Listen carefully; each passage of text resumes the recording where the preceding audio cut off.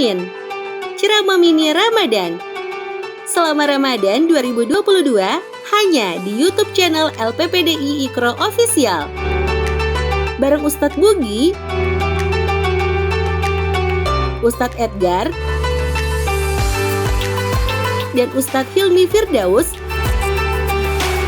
kamu bisa bercermin dari ceramah 10 hari pertama Ramadan, turunnya rahmat. Kui bercermin untuk mendapatkan rahmat. Cermin, ceramah mini Ramadan. Mini waktunya, maksi manfaatnya. Assalamualaikum warahmatullahi wabarakatuh. Saya Hilmi Firdausi mengajak antum semua, teman-teman muda, untuk menyaksikan cermin ceramah mini Ramadan selama bulan Ramadan di channel YouTube LPPDI Iqra Official. Jangan lupa ya. Assalamualaikum warahmatullahi wabarakatuh.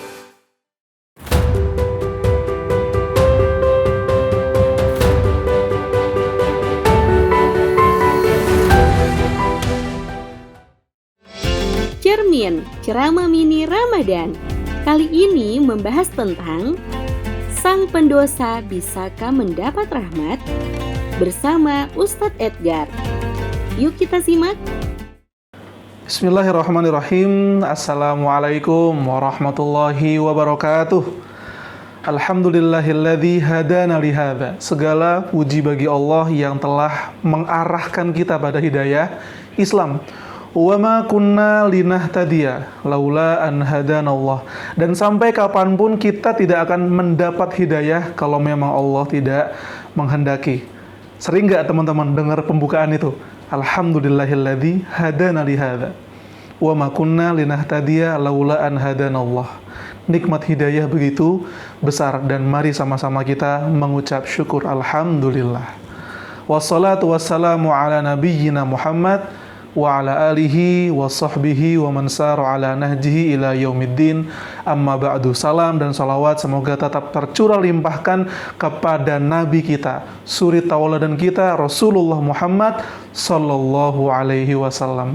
Jarak kita dengan beliau terlampau jauh, 1400 tahun lebih, tapi seakan-akan beliau di sini. Kenapa? Karena sekarang kita ada dalam buayan dan timangan Ramadan, dan begitu banyak rasa ingin mengamalkan amal-amal baik seakan-akan Rasul di sini, karena semua amal itu diajarkan langsung oleh Nabi Muhammad Shallallahu Alaihi Wasallam. Doa pertama saya ngajak teman-teman sahabat cermin pada kesempatan ini, semoga kita dihitung menjadi umatnya Nabi Muhammad SAW dan diberikan kesempatan untuk bisa minum dari telaga kautsar beliau. Allahumma sholli wa sallim wa barik alaih. Nah, teman-teman semuanya, siapa yang pernah dengar tokoh bernama Abu Jahal? Saya salah nanya sebenarnya, karena setiap teman-teman, apalagi yang nonton cermin ini, pasti pernah dengar. Nah, masalahnya teman-teman semuanya, kita itu terlalu terlalu sedikit mendengar tentang Abu Jahal. Seringnya dengar Abu Jahal itu ya buruk-buruknya. Memang buruk semua Abu Jahal. Iya sih, di masa jahiliyah dia dipanggil sebagai Abul Hakam, bapak yang bijaksana. Tapi seiring Abu Jahal itu nggak suka dengan dakwahnya Nabi Muhammad, membenci risalah Islam, dia dipanggil sebagai Abu Jahal. Tapi ada satu insight yang kita sering lupa. Siapa yang tahu bahwa anaknya Abu Jahal adalah seorang mujahid luar biasa? Nah loh, siapa yang kaget mendengar kabar ini teman-teman semua? Anaknya Abu Jahal adalah seorang putra yang luar biasa gagah perkasa, dan dia tidak melanjutkan kekufuran ayahnya. Dia bahkan menjadi mujahid dan wafat sebagai seorang syuhada di perang Yarmuk. Namanya adalah Ikrimah bin Abi Jahal. Ingat nama itu, mari kita hafalkan. Radhiyallahu anhu, beliau Allah ridho padanya. Nah, kenapa saya ngomongin Ikrimah bin Abi Jahal, kawan-kawan semua, sobat cermin? Karena Ikrimah itu mengajarkan kepada kita, orang yang punya masa lalu kelam, bahkan gak cuma masa lalu yang kelam, bapaknya juga kelam, teman-teman semuanya. Masa lalunya kelam, ayahnya juga terkenal sebagai Abu Jahal. Tapi ketika dia benar-benar memutuskan buat masuk Islam di hari-hari seba'da Fathu Makkah, Allah menerima taubatnya, dan sebagaimana kata Rasul Shallallahu Alaihi Wasallam, al-Islamu yajubbu ma qablahu. Islam itu menghapus segala dosa-dosa dan kejahiliahan di masa lalu. Dalam riwayat lain, al-Islamu yahdam ma qablahu. Islam menghancurkan segala dosa-dosa di masa lalu. Sosok Ikrimah itu memberi kita sebuah harapan dan memberi kita sebuah inspirasi bahwa yang terburuk kelak bisa jadi yang terbaik. Orang bisa buruk, orang bisa punya masa lalu yang jelek, tapi rahmat Allah luas. Lagi-lagi kita bicara rahmat. Wa rahmati wasi'at kulla syai'. Dan rahmat Allah itu meliputi segala sesuatu. Bahkan dalam hadis qudsi, Rasulullah Shallallahu Alaihi Wasallam bersabda bahwa Allah berfirman, wa inna rahmati ghalabat ghadabi. Sesungguhnya rahmatku, firman Allah itu mengalahkan amarahku. Teman-teman semuanya, tahu nggak apa kata-kata akhir Ikrimah menjelang beliau syahid di perang Yarmuk menemani Khalid bin Walid melawan pasukan Romawi? Ikrimah bilang pada Khalid, aku ingin menghadapi Romawi dan menjadi orang yang mengawali pasukan berani mati. Aku ingin memimpin orang-orang di belakangku ini untuk syahid. Apa kata Khalid? Jangan wahai Ikrimah, lain kali saja. Apa kata Ikrimah? Inni uridu an ukafir ma salafa minni. Aku ingin mengobati, aku ingin mengganti keburukan, kejahiliahan, dosa-dosa yang telah aku lakukan.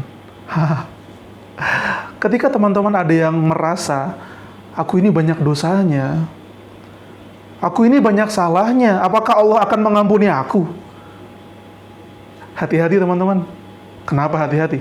Karena ketika teman-teman berkata dan berpikir seperti itu, aku banyak dosa, aku banyak salah, apakah Allah akan mengampuni aku? Itu sebuah kesalahan besar.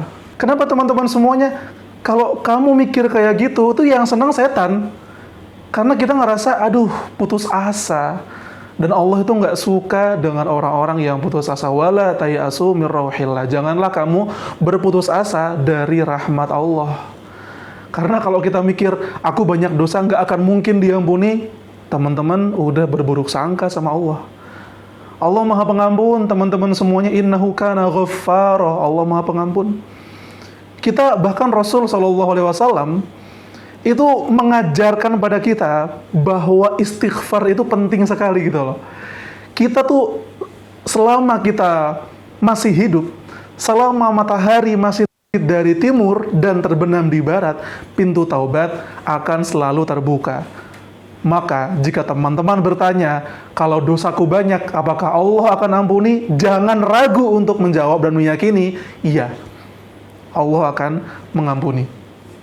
Kecuali kalau yang kita lakukan memang syirik, teman-teman semuanya. Syirik itu teman-teman semuanya bahaya sekali. Kita berlindung pada Allah dari menyekutukannya, kawan-kawan semuanya. Nah, tapi masalahnya bagaimana kemudian di Ramadan ini kita bisa ngambil spirit bertaubat itu? Bulan rahmat, teman-teman. Masih ingat kan? Bulan kasih sayang Allah. Pasti ampunannya banyak sekali. Tapi kalau kita asal-asalan bertaubat, pernah dengar nggak namanya taubat sambel? Taubat sekali, tapi kemudian dia itu taubat, yang dimaksud taubat sambal itu bukanlah taubat yang berulang-ulang. Taubat memang perlu berulang-ulang. Taubat memang teman-teman semuanya, bahkan selesai kita sholat, Assalamualaikum warahmatullah, Assalamualaikum warahmatullah, kita ngucap apa? Istighfar. Sholat kita aja butuh kita taubati, sholat kita aja butuh kita istighfari. Tapi ada definisi lain nih, taubat sambal, hati-hati. Taubat yang ketika kita ngomong astagfirullah, minta ampun pada Allah, mulut doang yang ngomong, hatinya nggak ikut, nggak khusyuk taubatnya.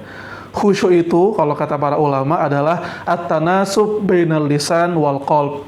Kalau lisan kita pas bertaubat itu nyambung bener, connect bahasa kitanya mah dengan hati kita. Selama kita bertaubat, tapi kalau cuma lisan yang bilang astagfirullah, aku mohon ampun pada Allah, tapi tidak diikuti dengan hati, maka teman-teman semuanya, Hati-hati, itu juga salah satu cara iblis untuk menggoda kita dan menjerumuskan kita pada yang dia inginkan. Nah, teman-teman semuanya, sobat cermin yang dirahmati Allah Subhanahu wa taala. Kisah orang-orang yang punya masa lalu dengan kelamnya kemudian dia berubah tidak hanya Ikrimah bin Abi Jahl saja. Ada lagi sahabat Rasul Shallallahu alaihi wasallam namanya Wahsy bin Harb. Ada yang tahu? Ada yang kenal? Ada yang pernah dengar? Wahsy bin Harb ini jangan kaget ya. Beliau di masa jahiliyahnya pernah membunuh salah satu orang yang paling dicintai Nabi. Hamzah bin Abdul Muthalib, pamannya Rasul yang disebut oleh Allah dan disebut oleh Rasul sebagai Asadullah, singanya Allah. Di perang Uhud, Wahsy dengan keahlian menombaknya membunuh Hamzah dan kemudian jantung Hamzah diambil lalu dimakan oleh orang-orang kafir Quraisy, salah satunya oleh Hindun. Tapi teman-teman tahu nggak? Kalau teman-teman memahami Wahsy hanya sebatas sampai episode itu saja, menganggap Wahsy tidak punya makhraja, solusi jalan keluar dan akhir yang bahagia, stop sampai di situ. Hati-hati, karena Wahsy bin Harb radhiyallahu anhu di akhir hidupnya beliau bertaubat dan bahkan dengan tombaknya itu juga dia membunuh nabi palsu Musailamah al-Kadzdzab. Lagi-lagi yang terburuk bisa jadi yang terbaik selama kita masih yakin pada ampunan Allah Subhanahu wa ta'ala. Wahsy bahkan punya kalimat yang terkenal banget. Dia bilang ke tombaknya, biki qataltu khairan nas wa biki qataltu syiraran nas. Denganmu wahai tombakku telah kubunuh manusia paling suci, dan denganmu wahai tombakku telah kubunuh manusia paling buruk. Rasulullah Muhammad sallallahu alaihi wasallam bersabda, tubu ilallah ayuhan nas, bertaubatlah pada Allah wahai manusia, fa inni atubu ilallahi mi'ata marrah fil yaum. Rasul bertaubat pada Allah 100 kali dalam sehari. Maka tanyakan pada diri kita, saya mendengar membaca hadis itu, tahu first impression saya apa? Malu. Kenapa malu teman-teman semua? Rasul saja suri tauladan kita bertaubat 100 kali.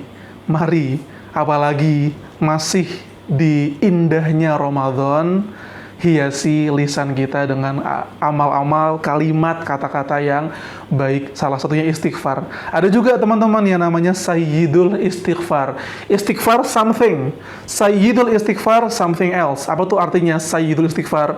The Lord of Istighfar, tuannya istighfar. Siapa yang pernah dengar doa ini? Allahumma anta rabbi la ilaha illa anta khalaqtani wa ana abduka wa ana ala ahdika wa wa'dika mastata'tu a'udzu bika min syarri ma sana'tu abu'u laka bi ni'matika alayya wa abu'u bi dhanbi faghfirli fa innahu la yaghfiru dzunuba illa anta. Yang sudah hafal, mari kita pahami. Ternyata ini adalah tuannya istighfar. Yang belum hafal, mari aminkan doa tersebut. Tak terlupa, Rasul Shallallahu alaihi wasallam juga pernah bersabda, man taba qabla an tatlu alaihi syamsu min maghribiha taballahu alaihi.